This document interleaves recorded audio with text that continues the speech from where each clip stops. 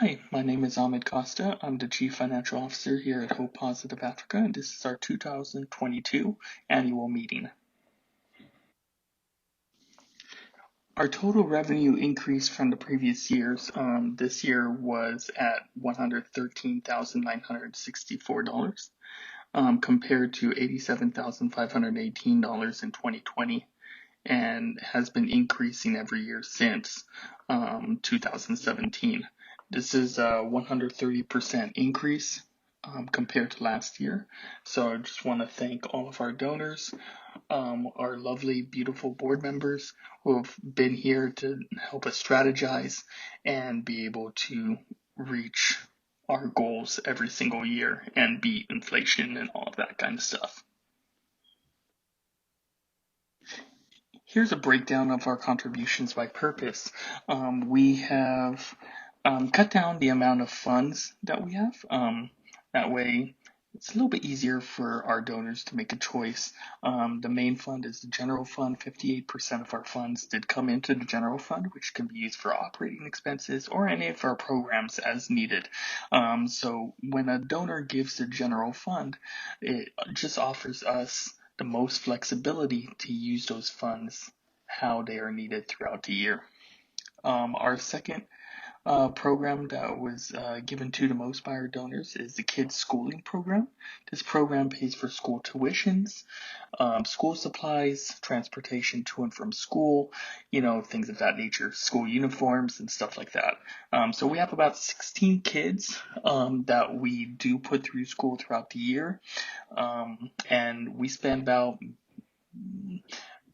maybe close to $4,000 every trimester with school tuition alone, and obviously new uniforms.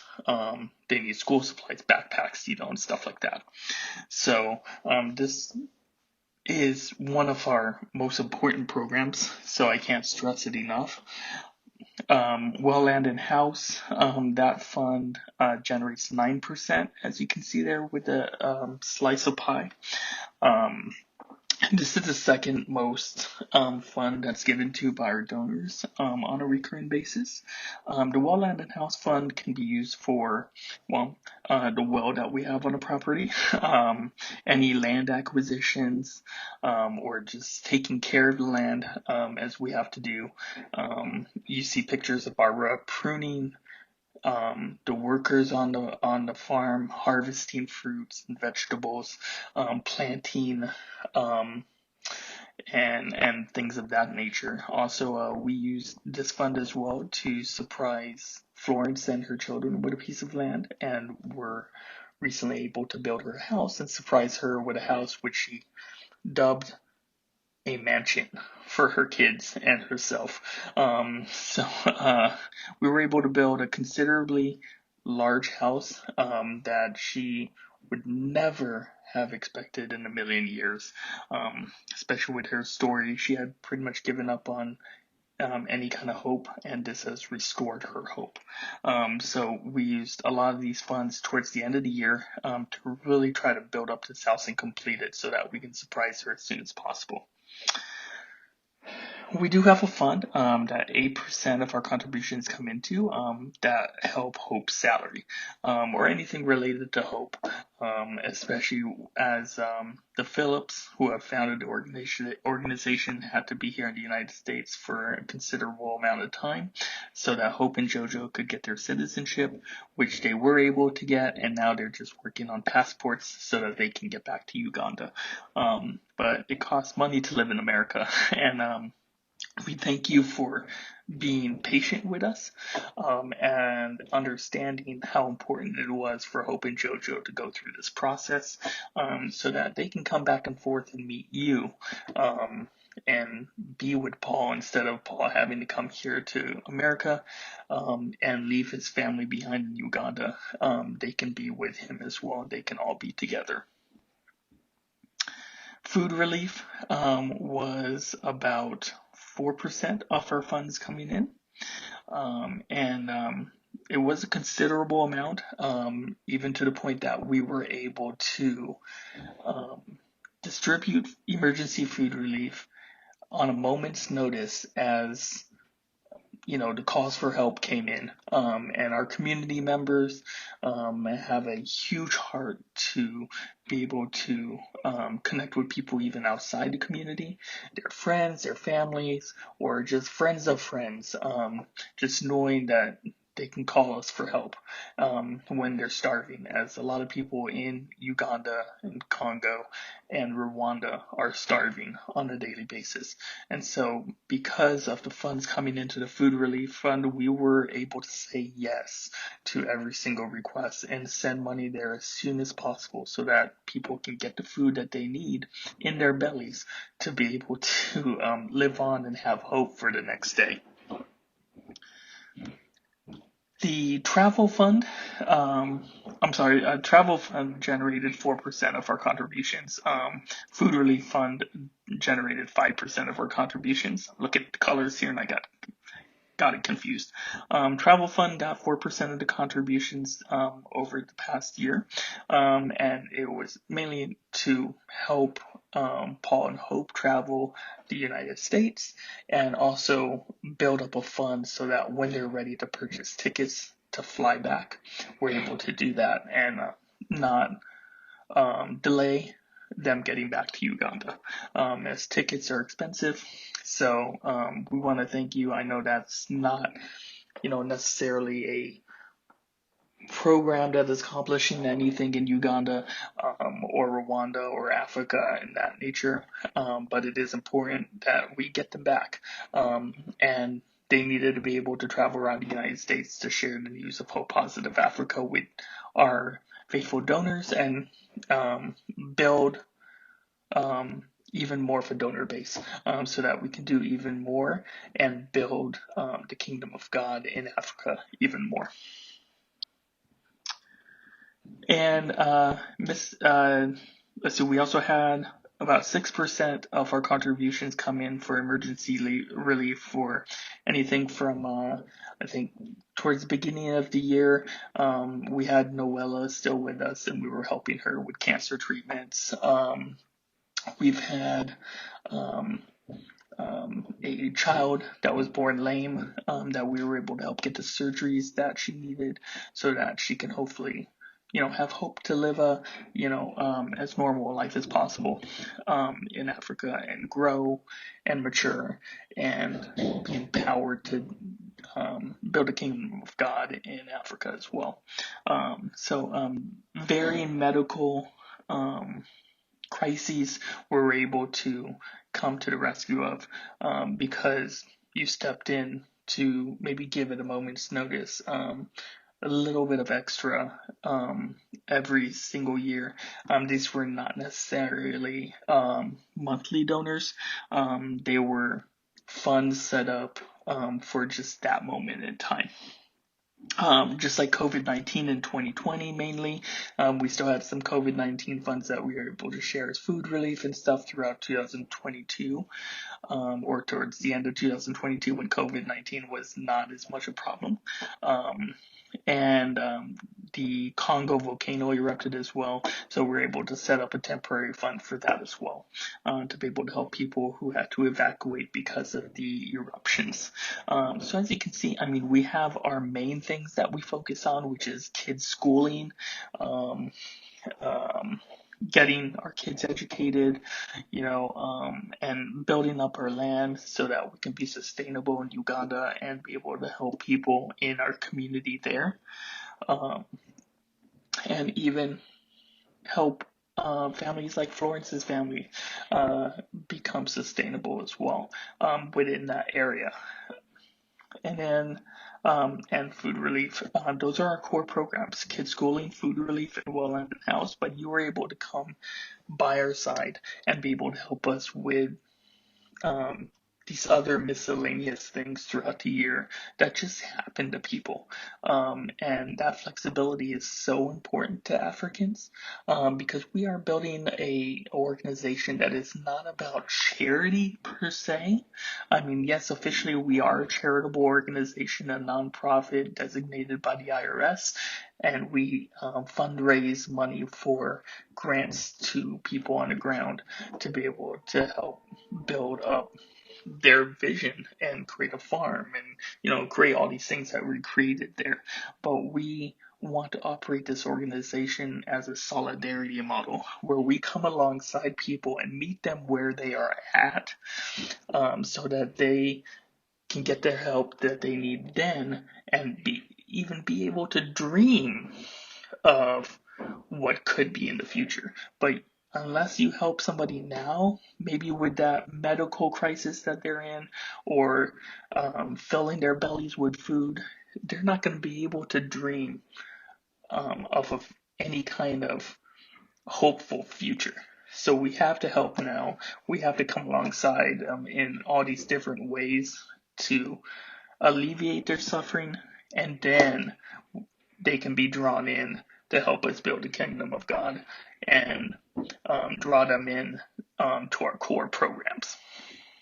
So hopefully you can kind of understand that. I know Hope and Paul are passionate about relaying that message to our donors. So if you have any questions about the sustainable solidarity model and why that we think that is the best model for charities, especially in Africa, then please communicate with us. Open that line of communication. Hope and Paul are always available to be able to explain that model to you and why we chose that as the number one model in Africa, compared to what other charities are doing, which honestly, Hope and Paul will tell you don't work as well, because they are not flexible to bend to the needs of people um, throughout the year.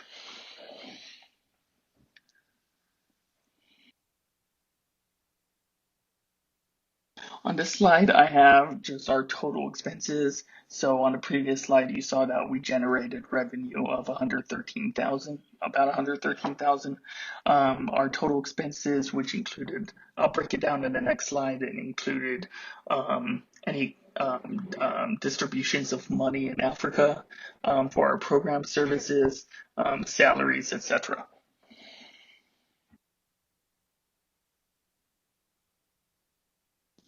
So here's a breakdown of our expenses at a glance. As far as grants of money distributed for program services that we just went over in our contributions slide, program services like kids schooling, well land and house fund, food distribution, and things like that. 32% of our expenses was sending money for actual program services in Africa, as you can see there. 21% was for salaries, other compensation, and employee benefits. So that includes compensation for Hope Paul and myself as the Chief Financial Officer. Our board members are volunteers and are unpaid. And let's see, professional services and payments to independent contractors. We didn't have any independent contractors. We just had professional services like Gusto, which we use for payroll, Aplos, which I use for our donor management system, for processing donations, for the accounting system. Everything is worked into one system to make it as seamless as possible for the entire organization to be able to get the information it needs at a moment's notice. So professional services like that. Occupancy, rent, utilities, and maintenance. We were at one time paying Hope and Paul's landlord directly some of the bills and utilities and stuff like that. And so 8% of our expenses did go to that throughout the year, but then we switched to a reimbursement model where we just reimburse Hope and Paul through payroll, which is that green slice of the pie, and then they pay all their utilities, rent and stuff like that on their own. So this coming year or the next annual meeting, you won't see that slice of the pie. It's not going to be there. It's just going to be in that green slice, which includes salaries and other compensation. Um,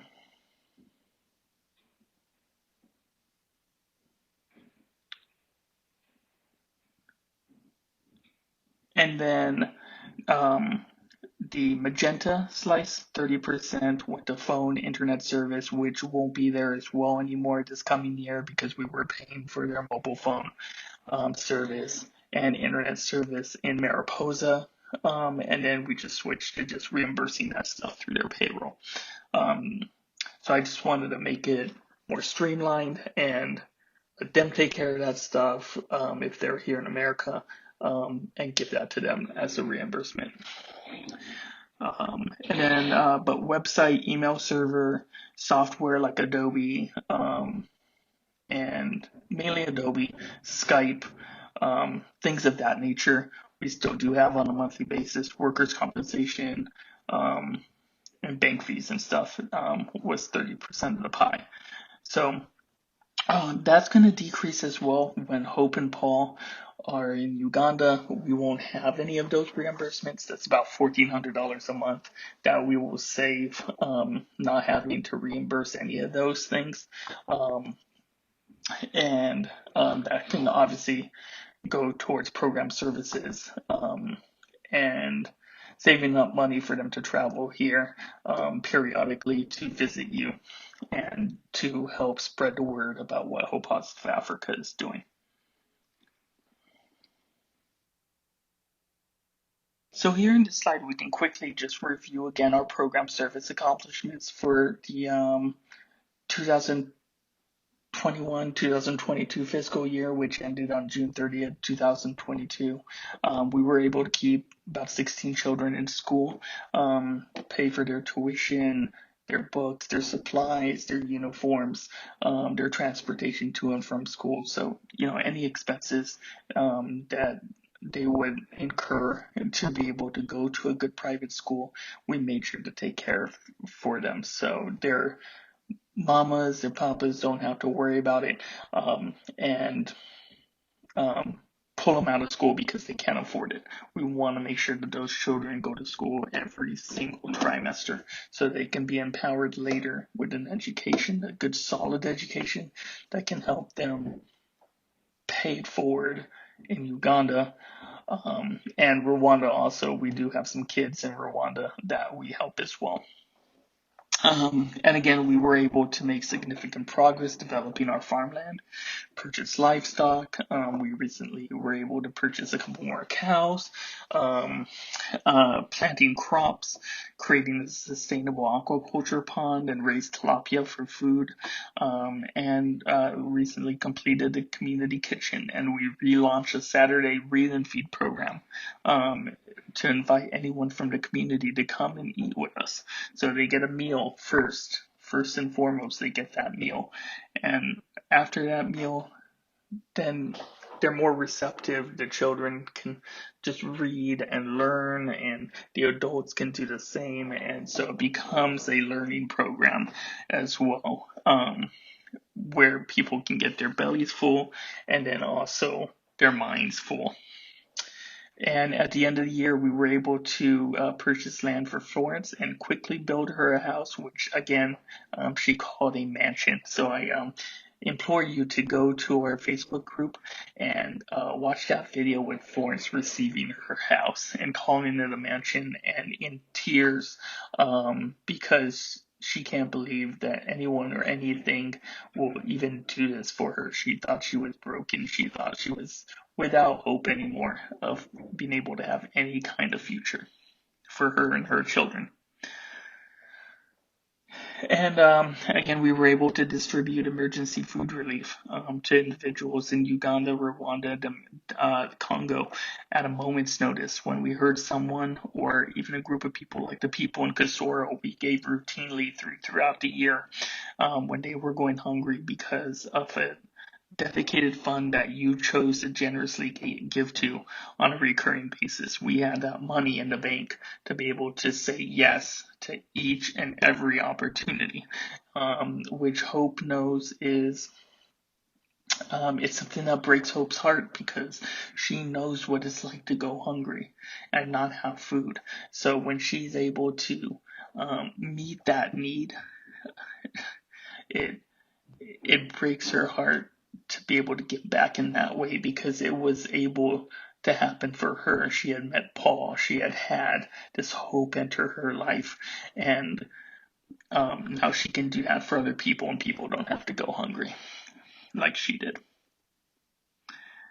And again, we had some emergency relief funds, medical relief funds, the Congo Volcano Relief Fund. These are miscellaneous, like temporary funds that we set up that you just jumped on at a moment's notice to be able to give to so that we can help people almost instantly with those crises.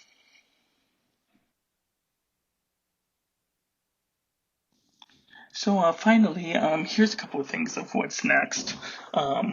Hope has always dreamed of being able to start some kind of school, especially for adults, for these mothers that we take care of, that we meet within the community. And she wants a school to be able to offer short, practical training modules for adults who want to gain skills such as customer service, hospitality, things like that, so that they can gain better employment opportunities. Um, and so that's something that has been on her heart, that if we had the funds to be able to do something like that, we would do in a heartbeat, and be able to follow Hope's passions and Hope's vision. And we need more beautiful donors to make the decision to give monthly. Throughout the year, we had some setbacks, funding setbacks, not having enough for operating expenses, had to come to our beautiful donors who are existing, and be able to ask for money at a moment's notice to be able to meet operating costs and some of these miscellaneous things that happen in Africa as well. But with more monthly donors, we can be able to plan, we can be able to have money in the bank for crises that turn up, and be able to build more effectively the kingdom of God in Africa. Um, so it's all about monthly donors. That way, we don't have to um, cry for more money throughout the year to be able to not shut down our doors and be able to continue. So that's really important. I think as a basic way to start up as a monthly donor, we've spread the word with our donors within the community who haven't give monthly yet. Even if you give $35 a month to start, to the school fund or to the general fund especially, that would help us build that foundation. $35 a month for each donor. All we need is about 200 more donors, and we'll have enough money to meet our operating expenses and more. So something to think about. We need to grow that monthly donor basis, so that we don't have to do funding for general fund as much throughout the year.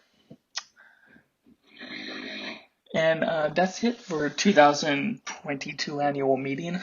That concludes this.